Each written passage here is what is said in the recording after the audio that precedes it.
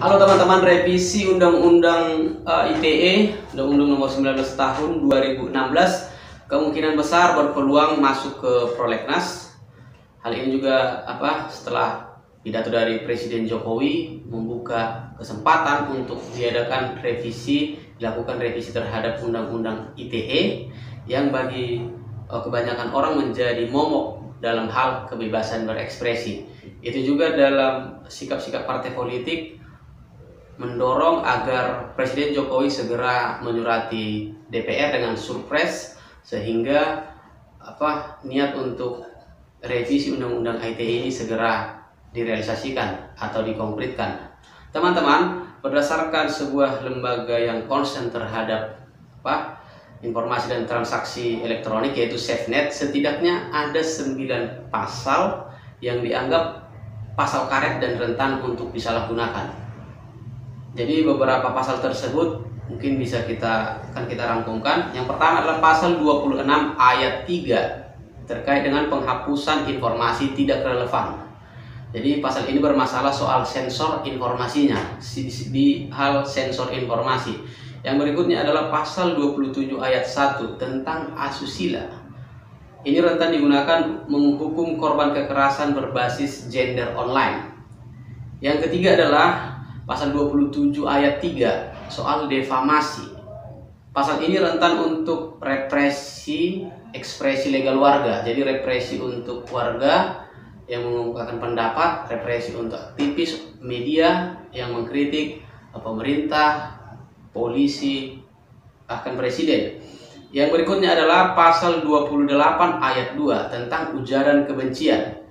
Hal ini rentan dipakai untuk mempidana atau merepresi minoritas agama dan warga yang mengkritik pemerintah bahkan presiden. Pasal yang berikutnya adalah pasal 29 tentang ancaman kekerasan. Ini rentan dipakai mempidana orang yang mau melapor ke polisi. Yang berikutnya adalah pasal 36 tentang kerugian. Pasal ini rentan dicuplik untuk memperberat pidana hukuman defamasi. Jadi soal pasal kerugian. Yang berikutnya adalah pasal 40 ayat 2 tentang muatan dilarang. Jadi ini rentan dijadikan untuk memutus akses internet atau internet shutdown. Yang berikutnya adalah pasal 40 ayat 2B. Jadi adalah pasal 40 ayat 2A yaitu tentang pemutusan akses. Jadi di pasal pemutusan akses ini memang rentan sekali atau poin permasalahannya adalah ketika penegasan pemerintah itu lebih diutamakan dari penegasan pengadilan. Dan yang terakhir adalah pasal 45 ayat 3 tentang ancaman penjara tindakan defamasi. Jadi defamasi ancaman penjara fitnah tadi ini bermasalah karena dibolehkan itu penahanan saat penyidikan. Jadi setidaknya ada 9 dan bahkan bisa berkembang beberapa pasal yang mungkin direvisi di RUU ITE.